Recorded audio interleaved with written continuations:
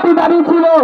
গতকাল ঢাকা বিশ্ববিদ্যালয় থেকে ঘোষণা আসছে, আজ থেকে আমাদের একটি দাবি, 18 পরিপত্র পুনর্বহাল করতে হবে এবং সকল গ্রেডে, আমি আবার রিপিট করতেছি, সকল গ্রেডে অযৌক্তিক ও বৈষম্যমূলক কোটা বাতিল করে শুধুমাত্র অনগ্রসর জাতির কথা বিবেচনা রাখতে হবে।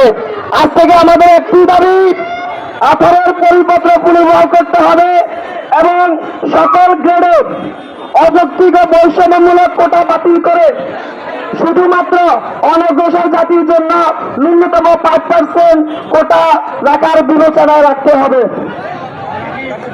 আপনারা যারা এখানে আছেন, মাঝখানে যারা আছেন, সবাই রাউন্ডে চলে যান, সবাই দয়া করে রাউন্ডে চলে যান ভাইরা। আমরা কি প্রতিদিন আন্দোলন করবো?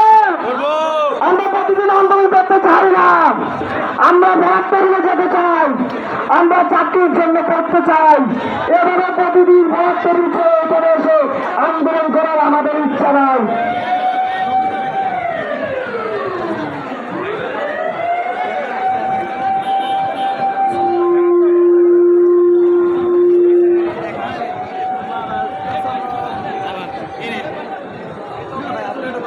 একটু এই ছেড়ে তুলেন, তাইলেই তো হয় ভাই, লেখাটা শুকাই দিতে